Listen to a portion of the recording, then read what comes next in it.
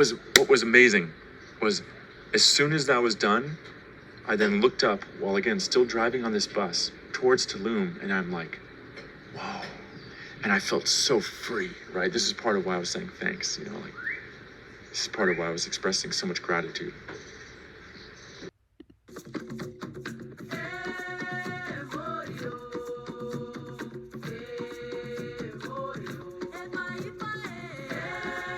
Aloha, and welcome to another episode of How Did I Get Here?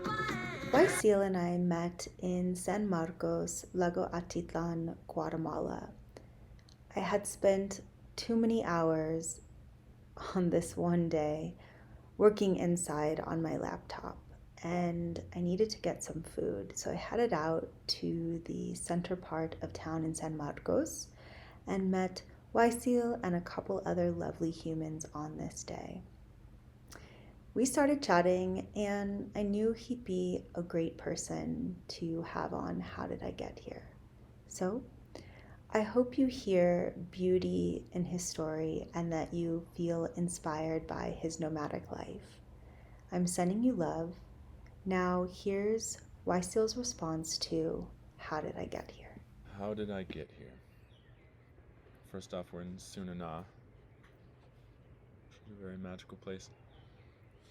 But how I got here is by following my heart and following what I feel very convicted about is it's the greatest movement happening in the world right now, which I say the greatest movement happening in the world right now is people realizing that they do not like the lives they're living in the cities, and then they're realizing when they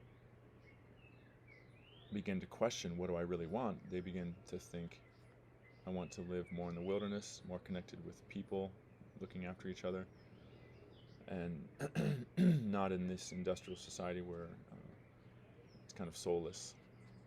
So I think that's the greatest movement happening in the world, and so that's how I got here. Because I feel it's super important to stay true to yourself and to stay true to your convictions. And but more specifically,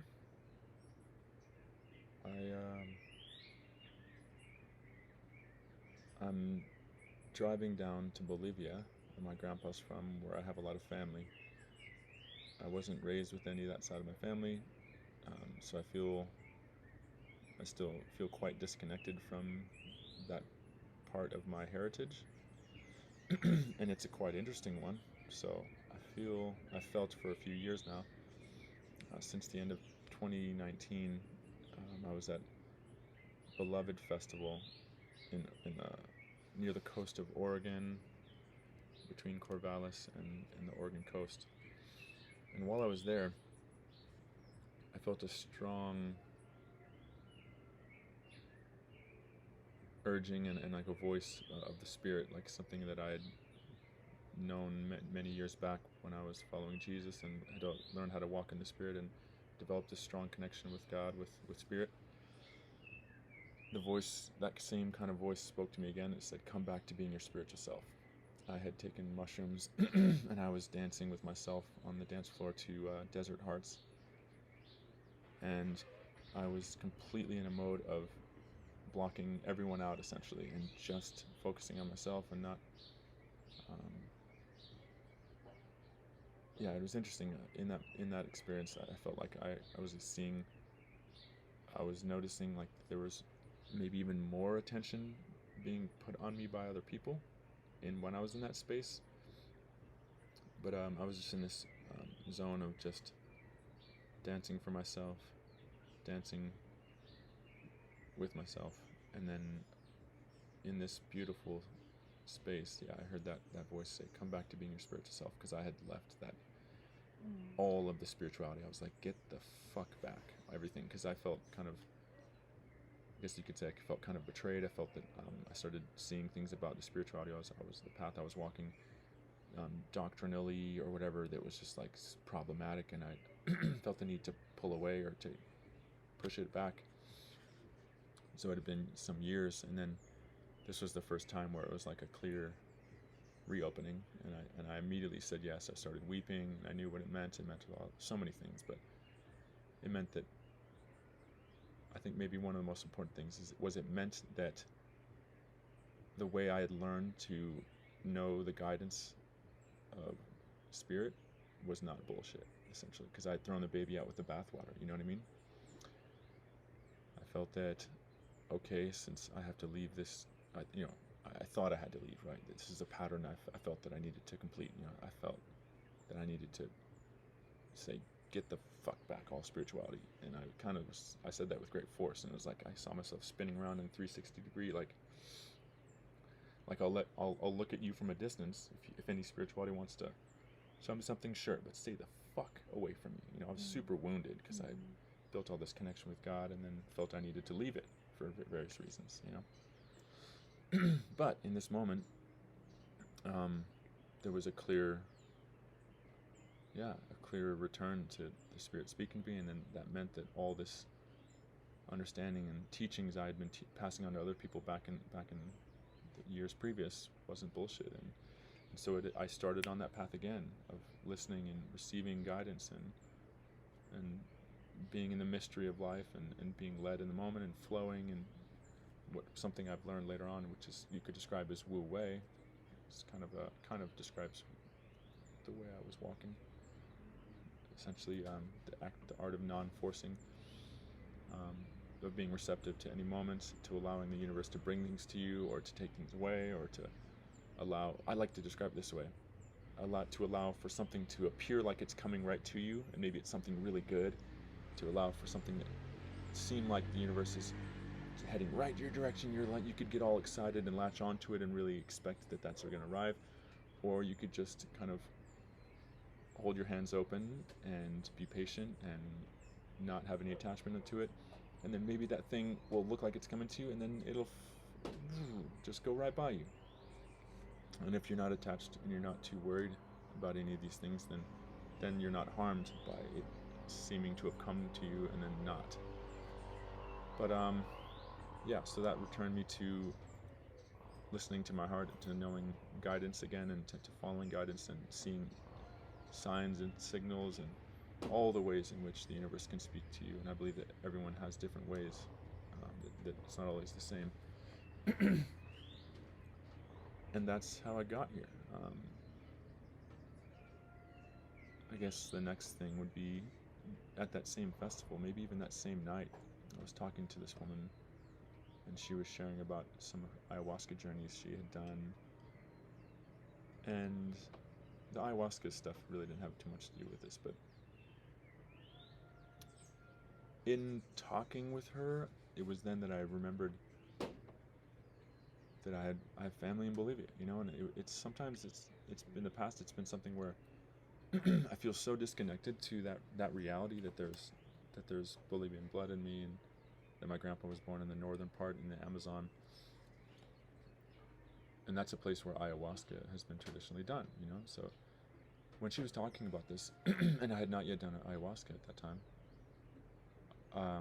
I think that's the moment I realized that I was supposed to do a pilgrimage down there, that I was supposed to go there and get connected to my family roots there.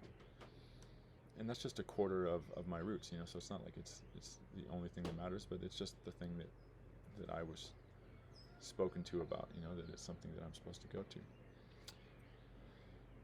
I'd already visited there in 2015 for the first time for 2.5 months, Bolivia and Peru. But in that moment, I realized that I was supposed to make that journey. So that was the beginning, late 2019. And then I was already on a vision, like a long, I hadn't yet started the vision quest yet. I was on a long tour of like all these different events and kind of experiences that I was super blessed to be able to do. But yeah, the second half of 2019 was super amplified, so much experiences. My first time going to Burning Man, so many things. And then after that, I came back to Portland and knew from my time at Burning Man that I was supposed to do a vision quest and drive and do a long road trip and go out to Denver, but stop in many places along the way. One of those, synchronistically, was Joshua Tree, to go to this first time ever festival. It was like a small thing run by some people, and that was super synchronistic. It was actually connected through the woman we had talked about ayahuasca at the thing. So, yeah. So during that trip, there was so many powerful experiences. I ended up going back to Joshua Tree again on the way back. It was a super long, winding path, going all the way down the coast and over, and then and then up, and then over and down and up to Denver and back. But essentially, Cocoon 2020 happened, and it was that year in November that I had planned to make this journey down to Bolivia. Cocoon 2020 happened. A lot of the projects I'd begun to kind of unfold that I felt were super important for me to be embodied, like for me to be living what I say I believe.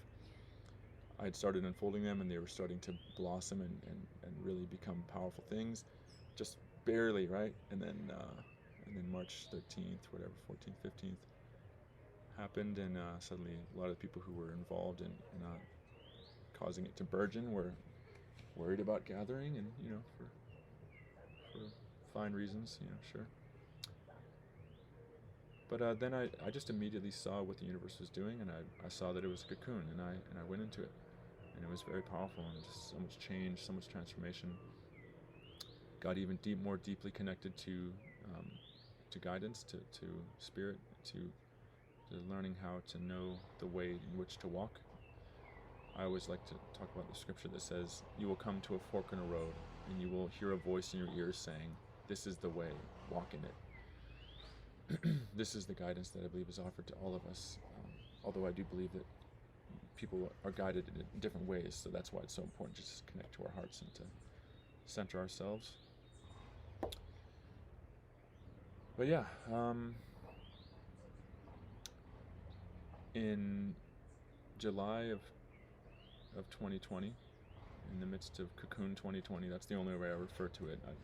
Other people refer to the way the media refers to it. I just think that's, yeah. I refer to it the way I feel. But yeah, Cocoon 2020. I came out of the cocoon, the first one, in July, and was immediately blessed with this incredible position. It was working for a solar company that I'd worked with before, but now I was working. I had felt that I should reach out to them, and then I found out that my former manager, the one running the Portland and Salem offices, had left, and I was like, "Hey, you guys know what I'm capable of doing. I would be interested in potentially taking over that and seeing what I can do running the offices." We interviewed, and they were like, "Heck yeah, let's do it." And then I took off. I built a team from scratch and took it from like the bottom of the bin in the company to number one in the nation on my birthday, December 8th of 2020. So it was like the end of July, and then by the beginning of December, we were top. And on my birthday, I'd planned that I wanted to go on a trip. I was more and more realizing that I'm a person who really needs sunlight, a lot of sun, and in Portland you don't really get that a lot. So this is part of me staying true to my heart. I was like, I need some fucking sun. I need to get out of this kind of ugly, dreary environment. I want to celebrate what my success is. I'd made a lot of money. So I took a trip to the Dominican Republic, and my plan was to continue managing my team in Portland and Salem from afar. And I was planning just to be gone for like a week and a half, 2 weeks, And then when a week and a half or 2 weeks came around, I was like, oh no, I must continue traveling. I can continue managing my teams from a distance. And so I did. And honestly, I wasn't giving them all that they deserved, but also I had been knowing for months already that I needed to move on eventually, and that it was nearing that time. I learned, that my pattern was that or my strengths are to build something from scratch, that I love building something from nothing and taking it to the roof, or breaking out of perceived roofs, basically building something from nothing. But once it becomes just maintenance of an office, for example, oh God, I have no interest. Like, I'm so not interested in that, super, maybe even opposed to that idea. So I kind of reached where I was like, yeah, made a ton of money, did all these things, built a beautiful team and a culture, and like there's this beautiful kind of family environment. And then I knew I needed to move on to more heart-centered things, more like big picture calling things. I needed to start moving in that direction, start building out those things. But I hadn't yet done it because of different excuses or reasons, like, oh, well, there's all these challenges, and I don't want to just pass off all these really crazy challenges to someone who wouldn't know what I've been doing, so, or it would be too hard to pass it off, so let me get these things done first, and then I'll, all these perfectionist things, all these things. But what's great is, a month into traveling in Dominican Republic, just after New Year's, I had decided that I wanted to. I didn't know there was some reasons to go to Tulum, but it was like Tulum was a place I was going to go, and I didn't know fully why. But it was like, oh well, my friends are there now, and it seems like there's some good stuff happening there. So I get there to Cancun on the 5th, and then the morning of the 6th of January, I'm driving on a ADO bus, or whatever it is, in a smaller shuttle bus, but to Tulum. And while I'm on the bus, I remember trying to check my email, my work email, because I'm like, all right, I'm gonna get some work done, and I can't log in, and I'm like, ooh, what's that? Did they let me go? And I was like a little bit like, maybe like a little bit like, if they did, like I'm gonna be offended, but also this is interesting, And I called my manager, and I was like, a regional manager, and I was like, hey, I'm trying to log into my email, and I can't. Ooh, what's going on? Let me know. He's like, oh yeah, we decided to move on from you as the manager of something, and I was just like, okay. And then I can't remember what else we talked about, but I think immediately after that, I went into the manager's chat, our whatever thing we used to, and I just typed out this thing, and I said, basically what I already said to this point was that I know who I am much better now. I know that my strength is building something from nothing, but then once it gets to maintenance, I'm not fucking interested. So I said, thank you so much. You did the right thing. Like, I've been knowing that I needed to move on, but I need to be more true to who I am and acknowledge. And honestly, I'm guessing that they probably didn't really like me saying that in the manager chat, because there's probably a bunch of other young men who they had a culture of a real competitive success culture, and and they had a lot of real go-getters and really charismatic and really powerful young men, mostly men.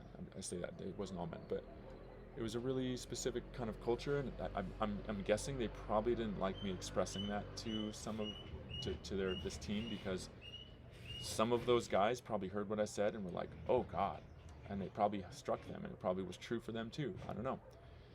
But anyway, I thanked them all, and I blessed them, and I was like, man, you guys made the right choice. Like, thank you. I as much as I'm tempted to be like offended or like, what the fuck? Like, we're still number one in the nation. My team is still killing it. You're right. I just was like, thank you. And I departed in as graceful a way as I could, and as much as it was tempted to be offended, like imagine building something from nothing, taking 15th in the nation, like the bottom of the bin, to number one, and doing it in a record time, and setting all these records, and then to be fired just because you weren't technically in the office managing your team or taking interviews. Anyway, it was a interesting thing. But what was amazing was, as soon as that was done, I then looked up, while again still driving on this bus towards Tulum, and I'm like, whoa. And I felt so free, right? This is part of why I was saying thanks, like, this is part of why I was expressing so much gratitude, is because then I was super free, and I was suddenly in this new land, and I felt those are the great things that were about to happen. And then it was like, shortly into my being in Tulum, like maybe that's first day or second day or third, I remember walking through the center of the town, and I saw a big, Mayan calendar wheel, um, with the different solar tribes and all the glyphs. And the significance of that is that I'd been following the Mayan calendar for over 2 years already.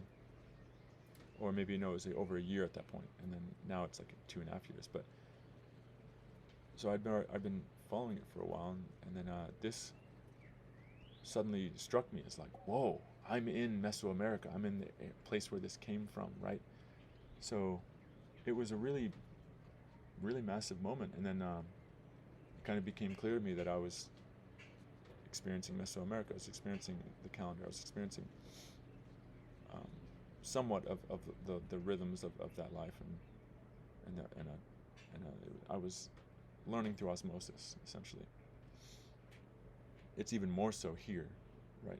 Because Guatemala is far more connected to the traditions and that is a way of life than you would say Tulum is, no question. But that was the beginning of a big journey. I traveled in Mexico for another 5+ months. Went all over Veracruz, Oaxaca. Went to a rainbow gathering in Veracruz, Mexico, which was incredible. And then at the end, I got trained by 2 different women in the Mayan calendar, and got readings and kind of got understandings of how to give readings too. And it was sometime after that I began. Well, let me not jump ahead too much. Looks like this might be the longer one you have yet. So when I left, I knew that it was time. The whole time I'd been still paying for the studio back home, and it was like I had money, so I was like, yeah, it's fine, but it's kind of a shame to have not known that I'd be traveling that long and I'd have to be paying that monthly. But it was nice when I came back to know that everything was exactly where I left it. But as soon as I got back, I hit the ground running to give things away, sell things. I sold my Subaru Impreza hatchback, and I did a lot of research and then searched for a long time, and finally, actually towards the very, very end, just before leaving again, I bought this Honda Element that I now travel in. And so how did I get here? Here in Tzununa with this Honda Element that I call my wee box truck toaster strudel. I call it that because in the Honda Element community, they're really beloved for being like overlanding vehicles or vehicles to camp in and stuff, because they look like toasters. They're like very boxy, and so that's the toaster strudel element. But then I call it my wee box truck because it's like one of those Japanese box trucks where they have the small cab and then like a huge big old box. So it's all dedicated to this box, and it's very simple and very gas efficient. So it's like a small Japanese box truck. So it's a wee box truck, but also it's a box I wee in. You know what I mean? Like as in urinate. That might not come across too well for people who aren't like native English speakers or specifically from the U.S. Yeah, so it's a box I wee in. So it's my wee box truck toaster strudel, and but yeah, I got back in June, like June 18th, 2021, and I just dedicated myself to enjoying life, but also like slowly but surely going through all my belongings, and just it's such a process. For anyone hearing this that is considering that kind of move, or is in the middle of it, just be patient with yourself. You are not just moving around physical objects, you are processing your internal world and traumas, and there's so much there. So just take your time, and it's a lot of work. It's a full-time job, absolutely a full-time job. So I wasn't working that whole time. I was still living off of the money I'd made from all that success in that company, running a office or two. And I was selling things too. I was giving things away that were valuable, but also I was every once in a while I was selling things too. So in the end, I left with like $1,000, maybe $2,000, a truck, and everything I owned in the world inside of it, except for some pieces of art that I left with a friend. And And now I'm at the point where I'm thinking, okay, maybe I should just get him to sell those. And because my goal was really to not have anything else in the world to have my attention or my mind scattered, right? The idea, the power of having everything you own in the world with you in a mobile vehicle, like is that you're completely free, and that your mind is not having to think about or worry about or to be in other places. You can be fully where you are and fully know that everything that pertains to you is there, right? Something really powerful about that. I have this theory that a storage unit is the antithesis to living. To have a storage unit and to have junk of yours, or it doesn't have to be junk, but a lot of it is. Let's be honest. If it's not with you, or it's not being used, or it's you have some story about how it's going to be used in the future, this is the antithesis to living presently, living in the moment. And so, yeah, I don't see myself having those in the future. But and I haven't had one for a good while, thankfully. But yeah, I don't mean to judge anyone else who does, but that's my personal philosophy. Having a storage unit is the antithesis to living. So yeah, finally got it worked out. It took from June 18th until November 14th of 2021, where I had finally achieved what I'd done. I'd left my studio apartment fairly early on into the process. It's like August 1st. And I just moved into like a sublease with a friend, a new friend that a friend had connected me to, right? So just taking advantage of networking. I'd already left Facebook at the beginning of 2021, so I had to reach out to people and do kind of old-fashioned networking, which is interesting and fun. And then, but yeah, I finally departed November 14th. I drove down the coast. I could go into so much detail of all the things I experienced, but yeah. Oh man, so much synchronicities too, so much powerful experiences. But got down to Sedona, Arizona for the first time. That was my first major layover where I stayed for a while, weeks and just over a month or something. Super powerful place, made really deep friendships. Again, extremely powerful synchronistic happenings. Really remarkable place. And I will probably view that as my anchor in the US whenever I do go back. I don't think Portland feels like that anymore. And yeah, I grew up in the Southwest anyway. Utah, Arizona, New Mexico, Utah, Arizona, New Mexico, Arizona, Nevada, Northern California, and then Southern Oregon. And then my place growing up from there on at 10, where we finally stopped. We moved every year growing up, every year, was Ashland, Oregon. So when I left from Portland, it felt kind of fitting, because Oregon has been kind of maybe if there was one place, that would be the place that I would say I'm from.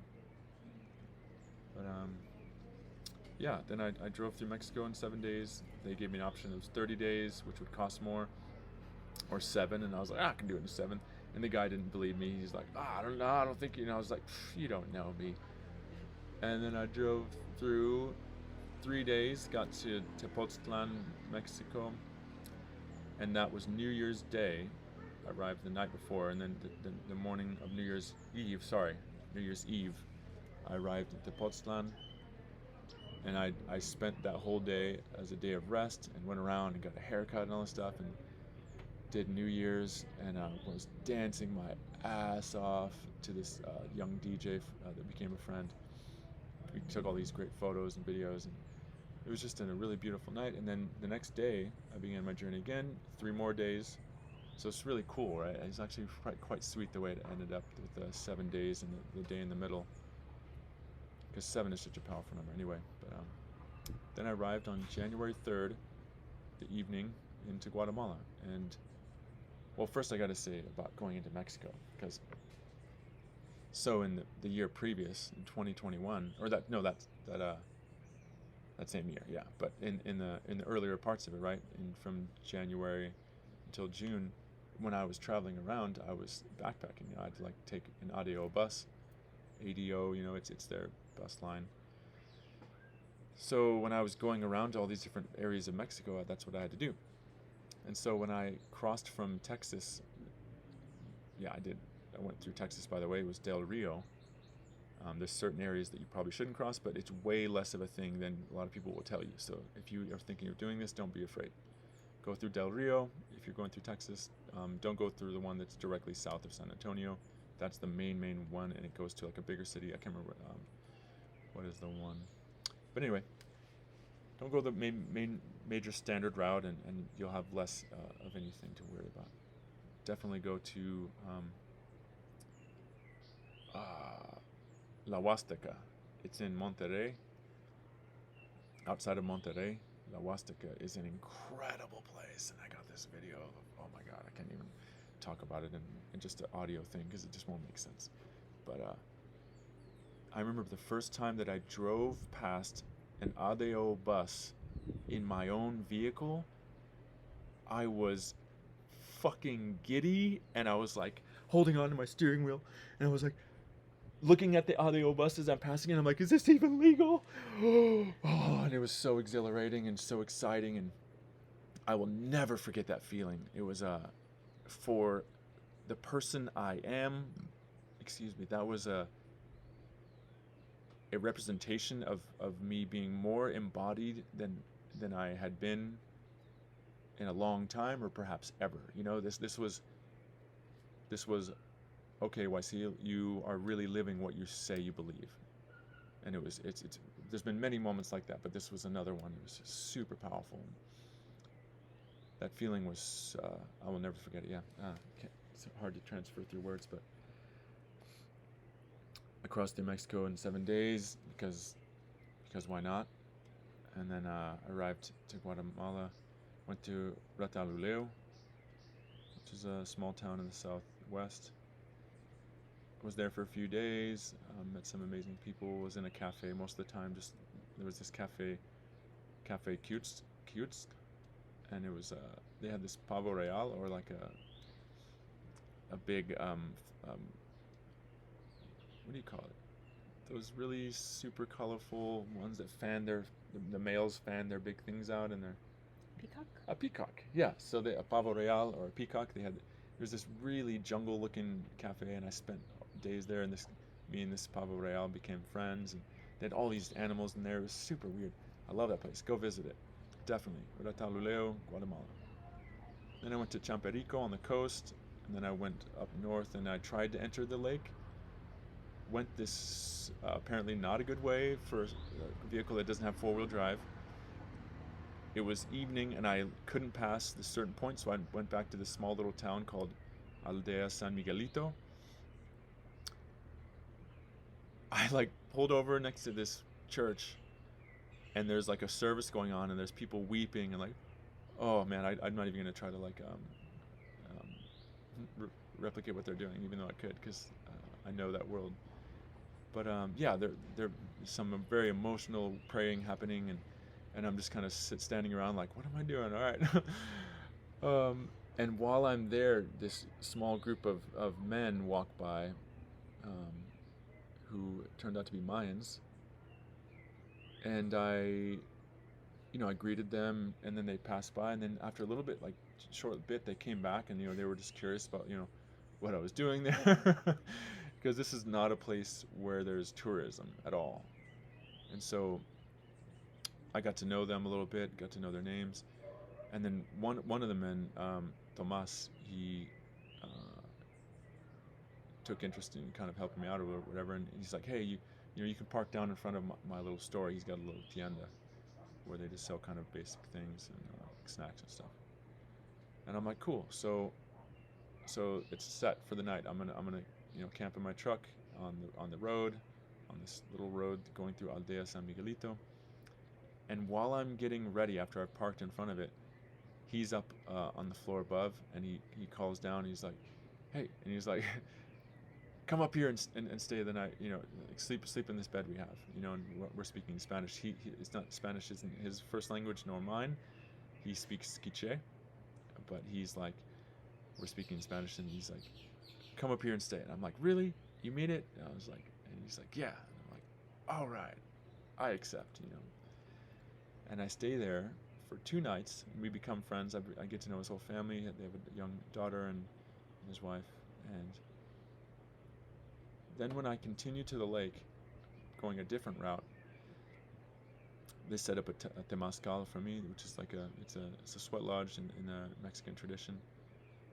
It was a very beautiful experience. I'd done it before, and it was really powerful. It was actually corresponding to some really powerful days in the Mayan calendar. It was actually the center of centers, the heart. There's the central channel of the Mayan matrix. Is a very powerful sequence, and I don't even think I can get into it, but this was the center of that column, center of that procession, and to be there in the Mayan world, and to be taken in, and to be given this ceremonial temazcal was really something else. Later on, I chose to push forward and to not remain with them, which was my own choice, but I could have stayed there longer. Maybe that would have been amazing. I pushed on. I went to San Lucas Toliman. I had to go back down south on that road I was on, and then go to the east, and then go north again. It was a really long way around, but I had to go around because this whole mountain range to get to Lago Atitlan was not passable at that time by my vehicle. Got to San Lucas Toliman. That same day I continued around the southern part of the lake, going west to try to reach to San Pedro. The story there is really something else. I'll try to keep it quick, but from Santiago Atitlan to San Pedro, La Laguna, is a really rough road. Really rough road. And again, I don't have 4-wheel drive, right? And I also don't know at this time that this is a super dangerous road because of bandits who will rob you and potentially harm you with machetes or, with guns, automatic weapons even, I've heard. But I didn't know that. And I trust the universe, and I go with the flow, and I listen, and I felt that I would be fine, apparently. And I was. But I'm driving up this road, and it starts getting rough, and it gets rough enough where I decide to back up a little bit. I'm not watching. It's dusk, and it's starting to get dark. And I'm not looking clear enough at the fact that the road is curving behind me, and I get close to the edge, and then my tire drops off into this, like, a little bit of drops off a bit, like a foot or less.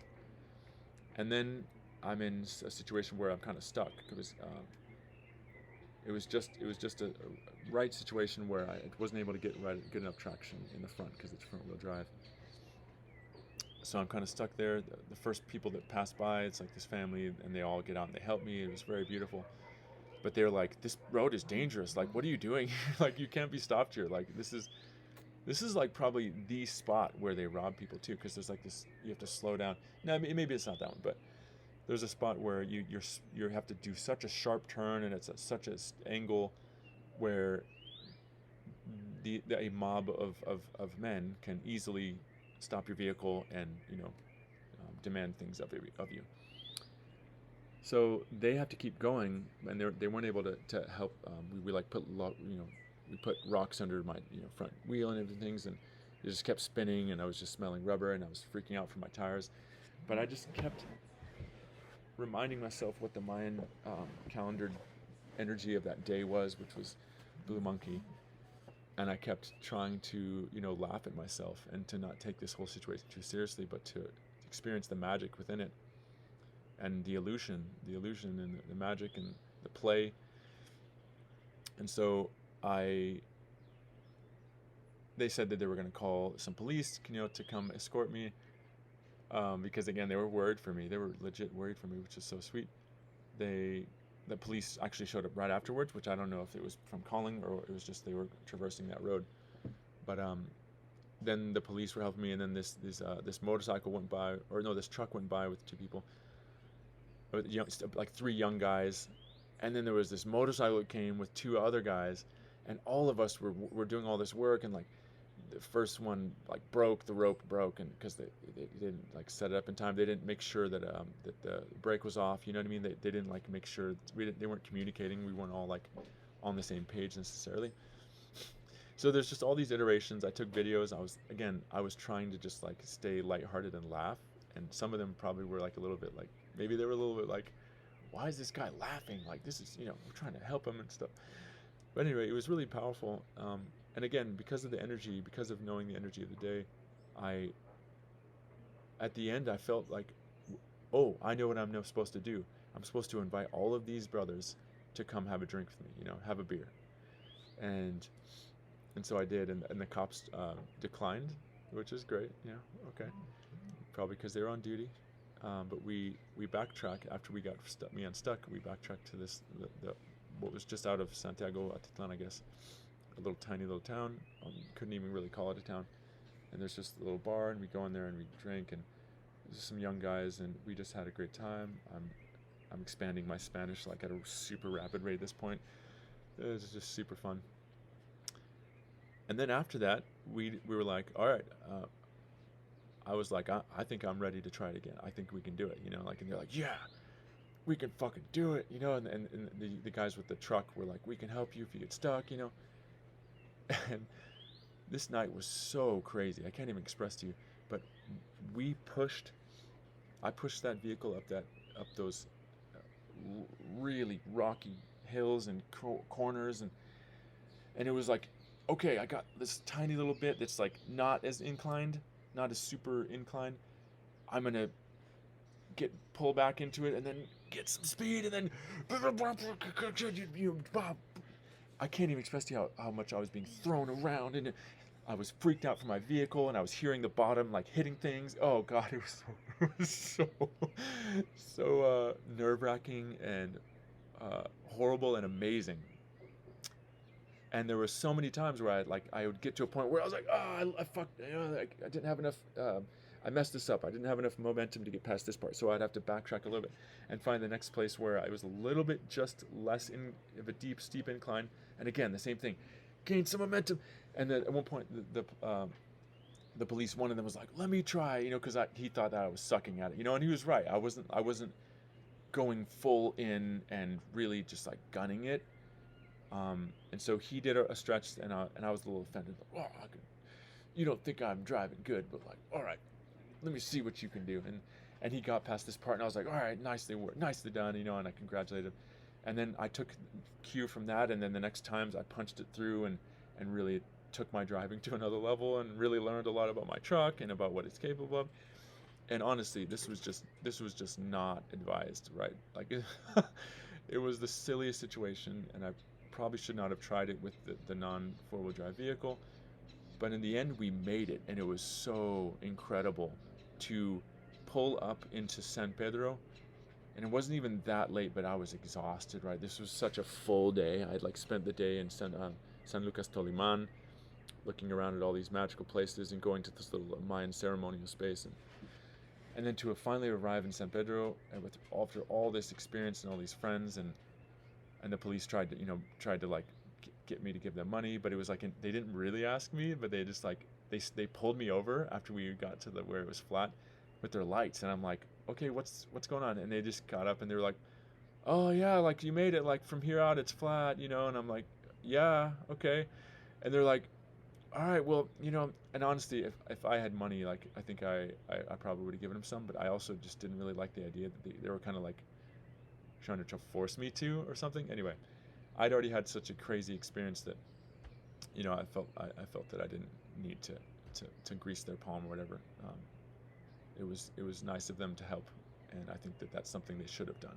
So I didn't give them money, but that was kind of funny. That night, my new friends in the truck, they were like, you can stay with us in our hostel for free. And I was just like, no way. That was just the cherry on the cake, right?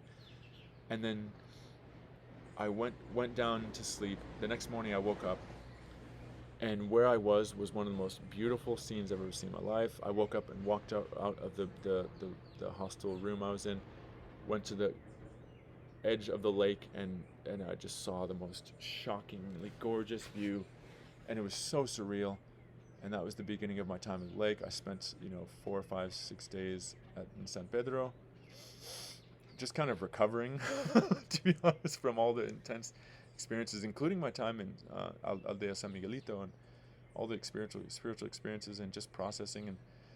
And then I was experiencing a lot of really bad allergies, though, super bad allergies. And then I was like, maybe this is the lake's way of saying, keep moving. This isn't the place. So I went to San Marcos, La Laguna. I just drove around, which now everything was easy. Oh my goodness, everything from this point was just like cake. And I was like, I got my truck into this inner center ring where I shouldn't have been able to do it, at least from the south, goodness. Ooh. And then as soon as I got to San Marcos, 0 allergies. And the first day I got there, I made some friends. We went to the market. At the market, this Mayan man saw me from across the way, came up to me and said, "Do you know why you're here?" I said, "No." But that was like a really interesting way to introduce yourself, and we just started talking, and I shared with him that I'd been following my calendar, and he's like, "Yeah, I felt like I was supposed to talk to you." And he just, he shared with me that he had been following the same tradition that I had been following, right, the Jose Arguelles, and that he had later on, that he was super blessed by it, and it was a very profound learning experience for him to experience that the dream spell calendar and the galactic calendar. But then he said that he had since that point, that he had later learned about the Nawal system. And so we had a similar path, right, where we'd started with one, and now we were it was clear that I was to learn about the Nawal system too. And he shared so many things, and he was I think some of this is a little bit personal, actually, so I don't even want to bring that up because it's a little bit it's a little bit it's powerful, but it's personal. But this was something that caused me to realize that I was supposed to stay at the lake for a while. He suggested I should come visit his home, in Tzununa, which is the next town over from San Marcos de la Laguna. After some days, I did, and it was when I got there that I really did feel that yes, I'm supposed to live at the lake for a while, and I felt Tzununa was the place. And as soon as I moved there, I thought part of it, maybe the major theme of me going there was actually going to be to spend time with this man, but it ended up not being the case. It was kind of a switcheroo, and it felt like another challenge of the universe. But it was the first night I got there. So I synchronistically ran into this man out in the center, and he was with another younger guy, and as soon as I talked to that guy and heard what he was doing, he's like, "Oh, I've been moving these big rocks all day, and like I'm super tired." And I was like, "Moving all these rocks? Like, what are you doing?" I didn't really ask him what he's doing, actually. As soon as he said that, I told him, "I'm gonna help you tomorrow. I'm gonna help you tomorrow morning." And he's like, "Yeah, really? Like, oh man, that'd be cool."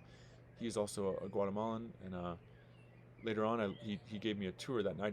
We went around, and he gave me a tour of his little piece of land. And he's creating this ceremonial space for Mayan ceremonies and other ceremonies. And it was, as soon as I saw it, I was super compelled. I was really blown away by what he was doing. I felt the energy of it. I loved it. And I was like, even more so, like, yeah, I'm going to help you, So that night, I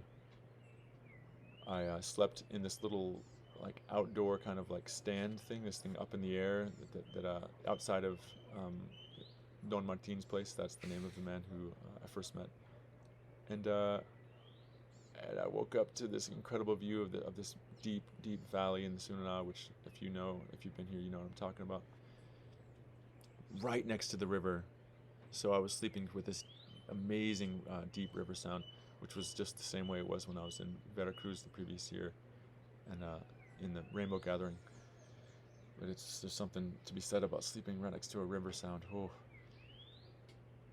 yeah, then for the next while, I just was hanging out with this other brother, Cobb, and helping him on his land every day.